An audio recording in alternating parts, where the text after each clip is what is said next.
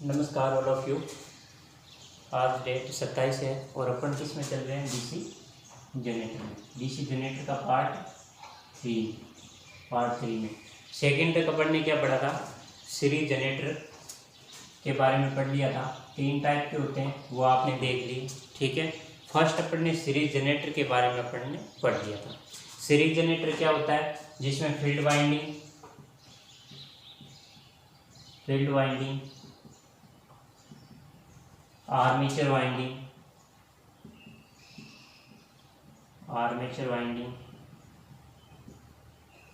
और load current, ठीक है। ये तीनों की तीनों किस क्रम में होती है, श्रेणी क्रम में होती है। किस क्रम में होती है, श्रेणी क्रम में होती है। सीरीज यानी श्रेणी क्रम में होती है। गाय की सांकड़ होती है ना, उसी टाइप से संयोजित होती है, ठीक है। तो ये चीज़ होती है डीसी जनरेटर के सीरीज जनरेटर में। किसमें, सीरीज जनरेटर। अपन ने पहले पढ़ा था कौन सा, सीरीज जनरेटर, ठीक है। तो आज अपन क्या पढ़ेंगे, शंट जनरेटर। सीरीज जनरेटर में एक विशेषता क्या थी, इसमें जो वायर होती है वो कौन सी होती है, मोटे तार के कम लपेट के बनाई जाती है। मतलब जो तांबे के अपन वायर यूज़ करेंगे उसमें कौन सा होगा, इसका जो होगा वो क्या होगा, 19 से 21 SWG की होती है। SWG का मतलब क्या होता है, स्टैंडर्ड वायर गेज।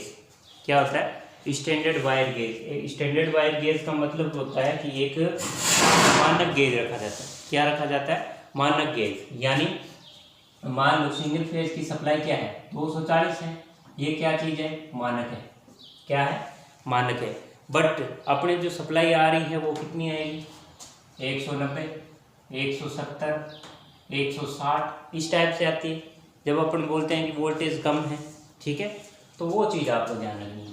तो इसमें क्या है, जो मोटे वायर की यूज़ करेंगे तो इसमें से क्या है, धारा प्रवाहित आसानी से होगी। क्या होगी, धारा प्रवाहित आसानी से होगी। अब अपन पढ़ेंगे शंट के बारे में। क्या पढ़ेंगे, शंट के बारे में।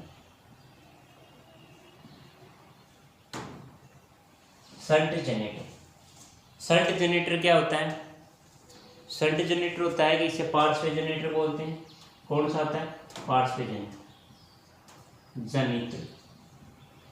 क्या बोलते हैं, पार्श्व जनित्र या जनरेटर। इसमें क्या होता है, ये प्रोसेस थोड़ा सा अलग होगा। इसमें क्या होगा, जैसे फील्ड वाइंडिंग है,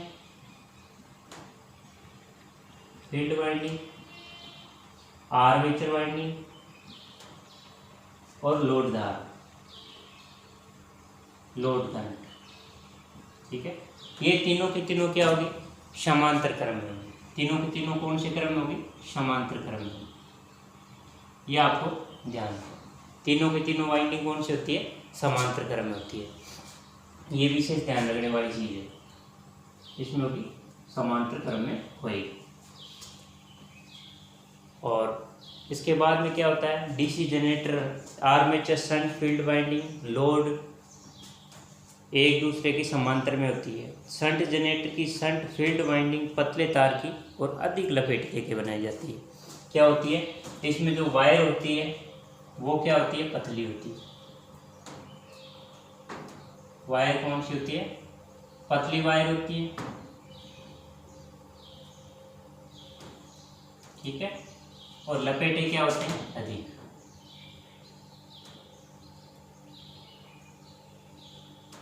अधिक लपेटे देकर बनाई जाती है। क्या होती है, अधिक लपेटे देकर बनाई जाती है।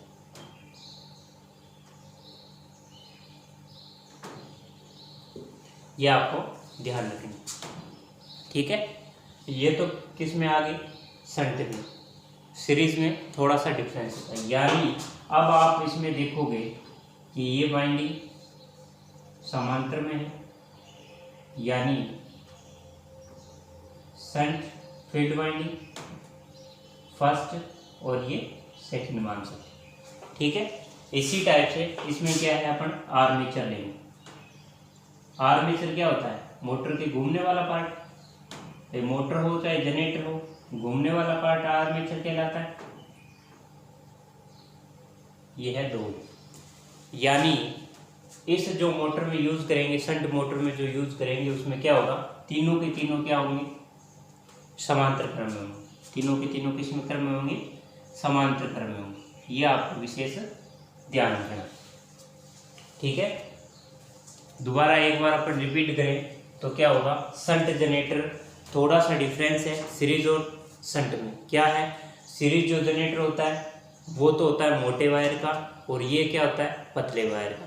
पतले वायर के क्या है, अधिक टर्न लिए जाते हैं। क्या होता है, पतले वायर के अधिक टर्न लिए जाते हैं। और किसी में कोई भी हो उपकरण, मान लो आपके सामने छोटा सा बर्जर है या घंटी है, उसमें वाइंडिंग क्या है, अधिक दी हुई है, टर्नों की संख्या अधिक है। छोटी डीपी देखी होगी आपने 2 लीटर में, छोटा सा जैसे रेडियो वगैरह उसमें देखा होगा, तो उसमें क्या होता है भाई, वाइंडिंग जो होती है, वायर क्या होती है, एकदम पतली वायर होती है। क्या होती है, एकदम पतली वायर होती है। जब एकदम पतली वायर होगी, क्या होगी, जब तांबे की वायर पतली होगी तो उसमें क्या चीज़ होगा, तो जब तांबे की वायर पतली होगी तो उसका क्या रेजिस्टेंस क्या होगा, ज़्यादा होगा। और जब रेजिस्टेंस ज़्यादा होता है, क्या प्रतिरोध जो होता है वो ज़्यादा होता है, तो क्या होता है, जब प्रतिरोध ज़्यादा होगा तो धारा प्रवाह का मान कम हो जाएगा। यानी किसी चीज़ में प्रतिरोध ज़्यादा हो, यानी एक लोहे का सिंबल है या आप सरिया बोल सकते हो, ठीक है, उसका वजन 50 किलो है।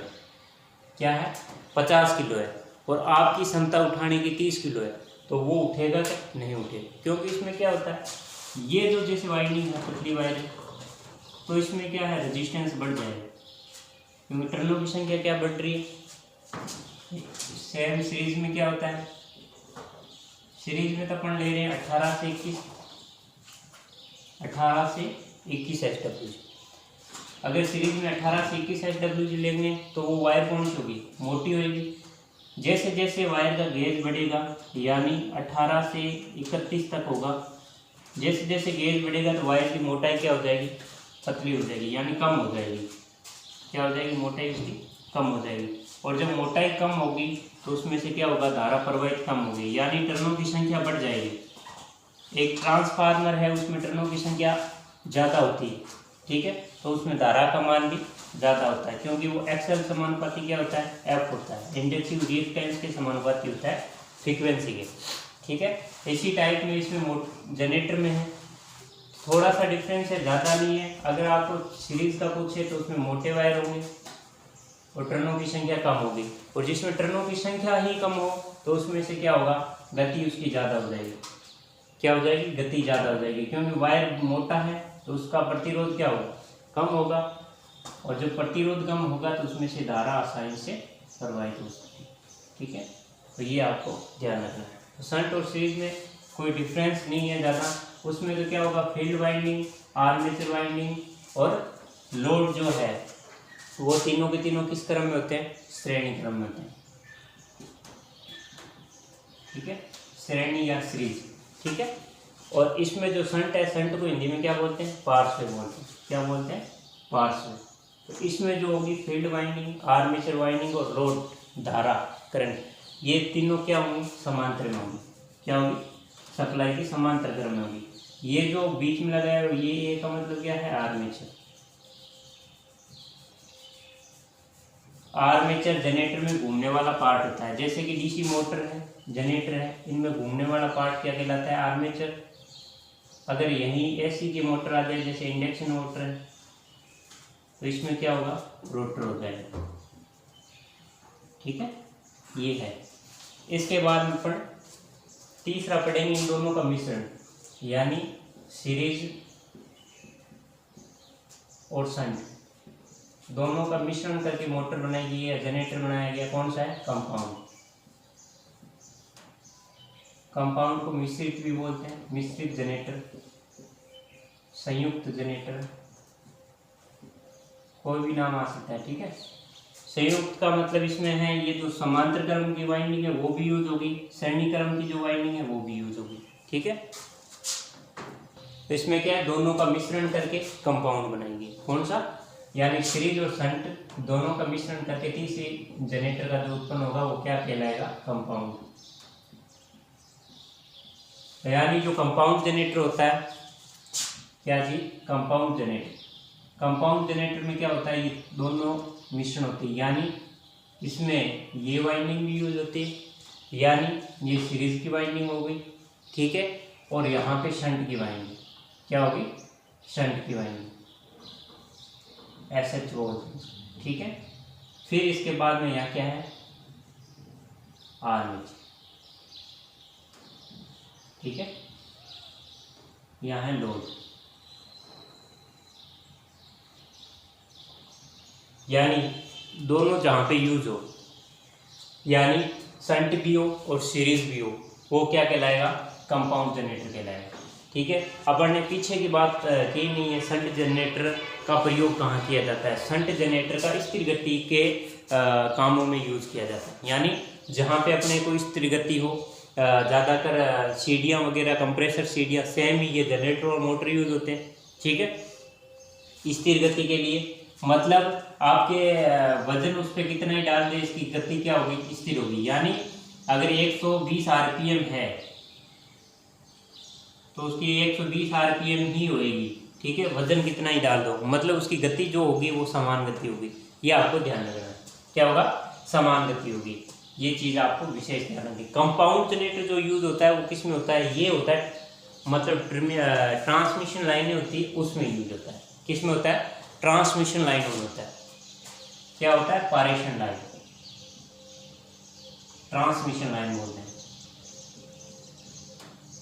ट्रांसमिशन लाइन इसमें यूज होता है, ठीक है। ये आपको विशेष ध्यान रखना। ट्रांसमिशन लाइन में किसका प्रयोग किया जाता है, कंपाउंड जनरेटर का प्रयोग किया जाता है, ठीक है।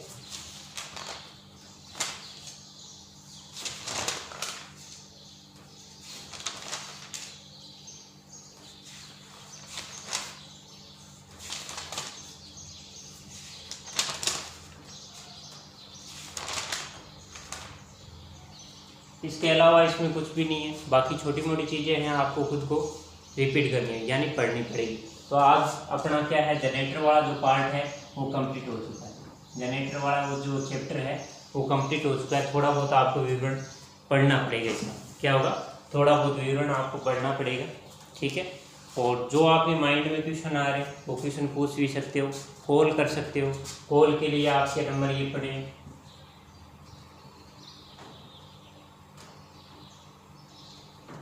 9828241599, ठीक है।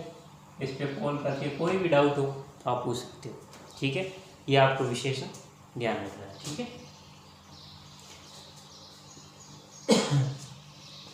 थोड़ा सा एक बार अपन रिपीट और करें तो जनरेटर जो होता है वो क्या होता है, यांत्रिक ऊर्जा को वैद्युतिक ऊर्जा में चेंज करने वाला जनरेटर होता है। यानी यांत्रिक ऊर्जा को विद्युत ऊर्जा में चेंज करने वाली युक्ति क्या कहलाएगी, जनरेटर कहलाएगी। क्या कहलाएगी, जनरेटर कहलाएगी। यहीं पे अगर विद्युत ऊर्जा को यांत्रिक ऊर्जा में परिवर्तित करने वाला होता है तो क्या होता है, वो होता है मोटर।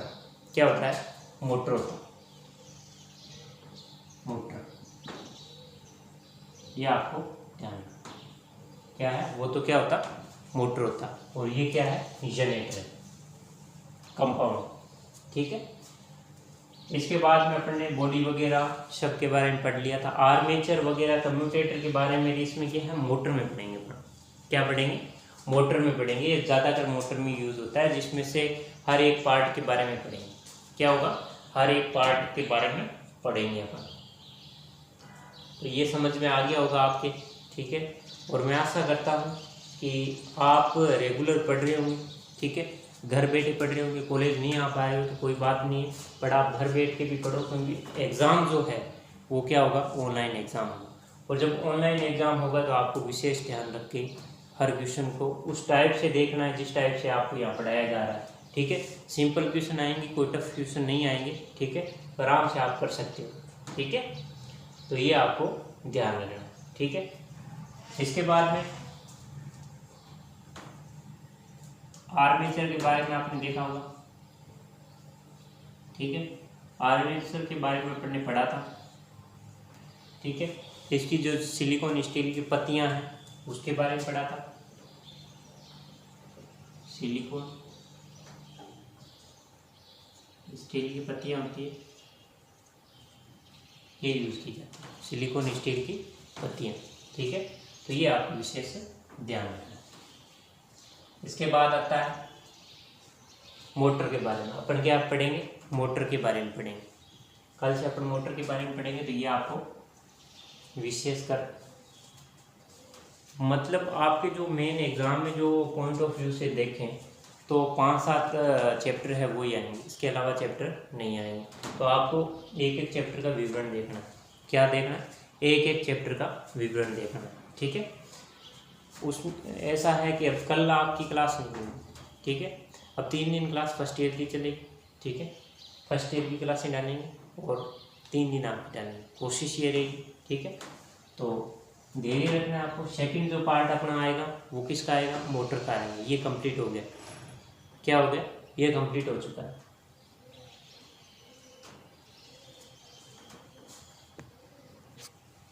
इसके बाद अपन किस में पढ़ेंगे? डीसी मोटर के बारे में।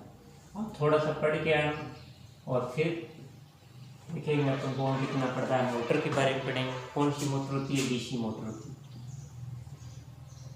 इसके सिद्धांत के बारे में पढ़ेंगे अपन, कैसे काम करती है, सिद्धांत के बारे में। ठीक है, प्रकार के बारे में। ठीक है, वर्गीकरण पढ़ेंगे।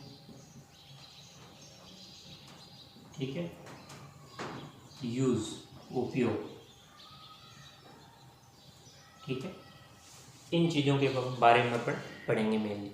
तो ये आपको विशेष ध्यान रखना। ठीक है, तो मोटर जो डीसी जनरेटर पढ़ लिया है। ठीक है, अपन मोटर के बारे में पढ़ेंगे, वो कब पढ़ेंगे?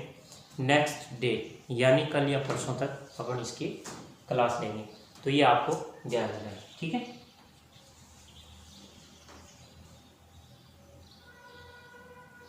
आपको कोई भी डाउट होना तो आप पूछ लिया करो कि सर ये डाउट है, क्योंकि मेन एग्जाम में क्वेश्चन इस टाइप से आएंगे कि आपको गुमराह कर देंगे कि मतलब आपको आता है, मान लो डीसी जनरेटर में आ गया कि डीसी जनरेटर के पार्श्व भाग में कौन से क्रम में कनेक्शन होते हैं। डीसी जनरेटर के पार्श्व भाग में कौन से कनेक्शन होते हैं?